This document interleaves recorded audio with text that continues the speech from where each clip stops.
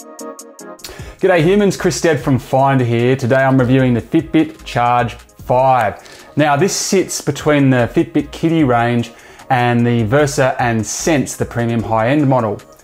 Now on paper it looks pretty good. It packs a lot of extra features in, a lot of those features that we saw in the high-end Sense model, and gives it a much better display.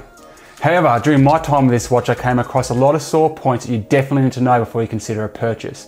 So let's dive in with my Fitbit Charge 5 review. Now let's start by talking price. The Fitbit Charge 5 has debuted here in Australia at $269 at retail. Now that puts it about 17% more expensive than what we saw with the previous Charge models. It does put it about $100 cheaper, however, than the Versa 3 and about $200 cheaper than the Fitbit Sense, which I have right here. Now, there doesn't seem to be much wiggle room on this. At the time of writing, I had a look around and I could see it for about $250 on your Amazons and your eBays, that type of thing. So there's not much wiggle room there with price. However, I did notice that the American Fitbit store has had a recent significant price drop on the Fitbit Charge 5. So hopefully that might come across to Australia by the time you're watching this video.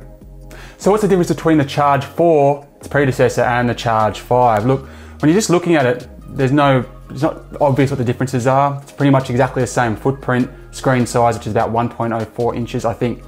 Now, you are looking at a slightly thinner and slightly lighter device. It's 28 grams down from 30 grams, marginal, but it is definitely lighter. And you can probably see there some stainless steel strips on both sides. They're the most notable differences with the design of the Fitbit Charge 5 over the Fitbit Charge 4. Now, it does bring a brighter screen and a color screen to the table, twice as bright than what we saw in the Charge 4. And from the Sense, it adds EDA scanning, ECG scanning, heart rate notifications, and a daily readiness score. What you do lose is the altimeter, so that means that you won't be able to get a reading on height changes, steps, that type of thing. So you do lose that to gain the other features that we've seen from the Sense. So those new features that have been added to the Charge 5 are really just the tip of the iceberg. There's plenty more going on with this device. Automatically, the Charge 5 tracks oxygen, sleep, stress, skin temperature, breathing rate, the calories burned, your active minutes, and your exercises, which it'll pick up while you're doing them. Manually, you can also then add food, water, weight, your menstrual cycle, mood, and you can actually activate the 20 exercises manually as well if you want. Elsewhere, you'll find GPS, you'll find Fitbit Pay, Smart Wake, which is pretty cool. It allows you to wake up when it's the right time in your sleep cycle. Alarms, countdowns, phone notifications, and more beyond that as well. So it's pretty feature rich, although as I'll go into in some detail later on, a lot of that, well not a lot of it, but a substantial amount of it is stuck behind the paywall of the subscription service. And there's also two aspects I haven't spoken about at all, which are battery life and the swim-proof nature of the Fitbit Charge 5, which deserve deeper analysis.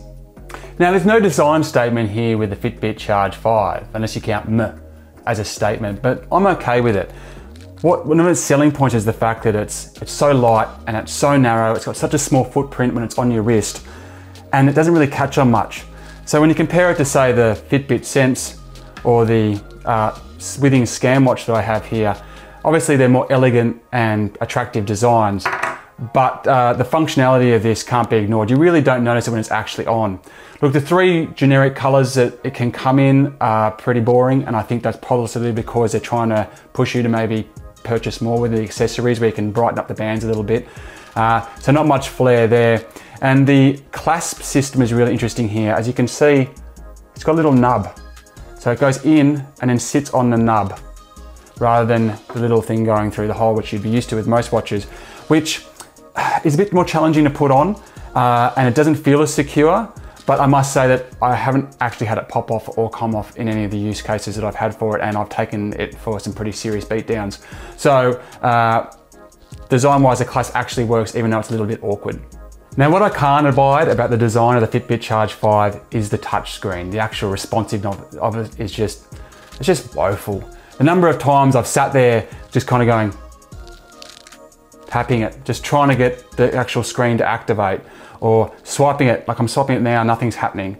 You know, it's just too unresponsive. It's a real pain. You tend to find yourself moving between the menus and then it'll toggle something on and off when you're just trying to swipe, or it won't swipe at all. Frequently you're just sitting there going tap, tap, tap, tap, tap, tap, tap, tap, tap, tap. I would have much preferred just the old school analog system that we can see here on the Withings, which is in itself a little bit cumbersome in its own rights, but at least it works when you need it to work. When you're actually using it, it actually works. Whereas this just too frequently didn't work. On top of that, this is touted as being swim proof, and they talk about, you know, ridiculous 30 meters underwater or something like that, unlikely to do. However, the documentation about it is really nervous. You got to try and water lock it before you go into the water. It advises you not to use it anywhere near soap, suggests that you even take it off at times. And that makes you nervous because they obviously don't trust the waterproofness in it, and therefore it makes you not trust it. Psychologically, it's a bit of an impact. Now, the thing is though, that I have worn this surfing plenty of times, including some bombing 10-foot days. Like, this thing has got, you know, smashed, like I said, some beat downs out in the ocean, and it still works perfectly well. So maybe they're being a bit harsh on themselves, but I am worried though how long it's going to actually do that before it then carks it. But so far, I've been using it for well over a month in the water, and it's working fine. So maybe the documentation is just being a little bit over dramatic about the whole situation. However, combining the touchscreen to swim-proof issue, when it's wet, the touchscreen doesn't work. Like, when you've got a wet finger and you're in the water, it's so hard to get it to work. You've got to tap it like 20 times sometimes just to get it to get plashed to where you want to. And then to add salt to the wound, you cannot see the time when you've got the exercise mode set. So for example, before I go for any sort of swim or a surf for exercise, I will set it to the swimming exercise so it starts counting down how long I've been doing it and tracking the data correctly. However, at that point, you can only see the countdown timer.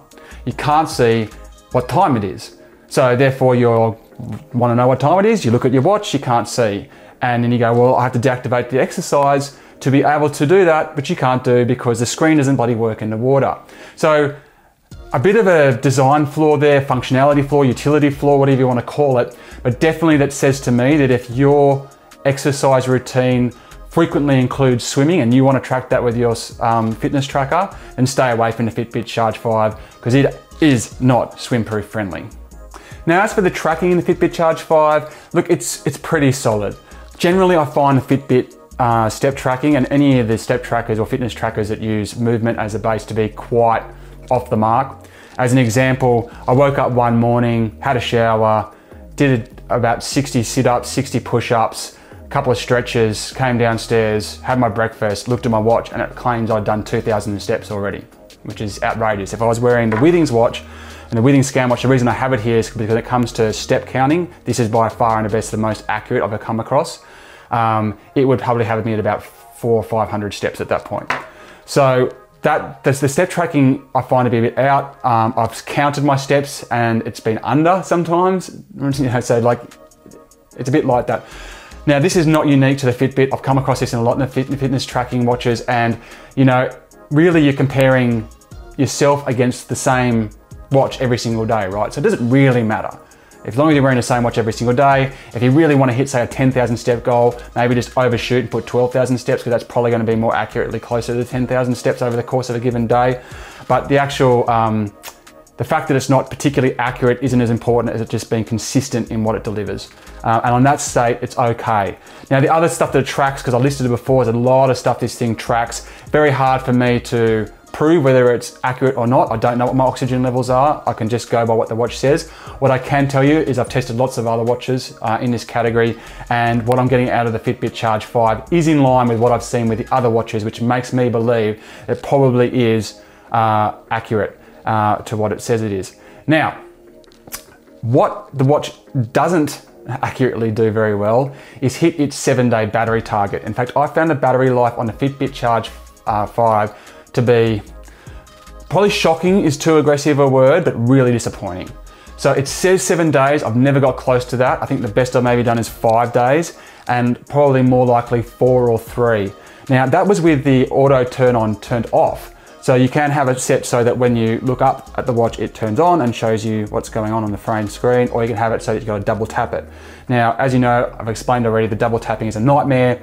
But before I tested the battery life with, I didn't have that on, and I was still only getting 3 to 4 marginal days here on the battery. I find like if you set it to do an exercise, that it definitely drains the battery quicker. So if you like set it, go for an hour swim or a run or a cycle, whatever you happen to do, I find that drains the battery a lot quicker. Obviously you've got notifications and things like that coming through, and when rain falls on it, it will activate the screen. So there's a couple of other things that might be draining the battery, but realistically, like with the Withings, for example, like the battery lasts weeks, like so long it's a surprise, oh geez, it's flat. You know, whereas an example with this, I remember waking up in the morning, going to leave the house, looking at it, seeing it had 18% battery left and just going, geez, that was pretty sudden. And then by lunchtime, it was dead. So the problem with this mainly, other than the fact that you can obviously get into the habit of sitting down at your desk and charging it, right? Is that because it so frequently runs out of battery, it leaves holes in your data. It runs out when it's not optimal for you, when you're out and not at home near your charger, or when you're asleep in the middle of the night and you wake up, oh, what was my sleep score? Oh, it's dead. And a lot of the metrics track over multiple days. So as soon as you've got one hole in your data, it throws out a lot of your data because the 3-day tracking and those types of things are all impacted as a result. So the fact that the battery life on this is questionable to say the least does impact the overall utility of the device. So let's talk about the Fitbit subscription service. Now, my take on subscription services when they come to tech is that if you're behind a paywall are things that involve or require human investment, I can understand why it's behind a paywall. For example, you do get access to workout classes, like over 150 of them. There's over 35 mindfulness courses you can do. There's video recipes. Even to a certain extent, I can hack the fact that there's running routes that you can download and follow that all come through the subscription side. So I can hack that side of things. What I can't stand is when there's stuff that is using existing data that it's already tracking, that they're just paywalling behind a subscription service for no extra investment of them. It's literally just an Excel sheet of data and they're just keeping some of that data and some of those algorithms hidden behind a paywall. So for example, when it's going into the deeper analysis with your sleep cycles, the 30-day trend data, the daily readiness scores, like examining your skin temperature over time, all of that kind of stuff that they've put behind the paywall, like the deeper analytics and some of the features outright, I think should not be behind a paywall, and I think it lowers the value of the Fitbit Charge 5 as a result. Now, you do get 6 months free subscription when you get the watch, but outside of that, you're looking at paying $14.99 a month here in Australia, or you can pay $119 for a year up front for a bit of a discount.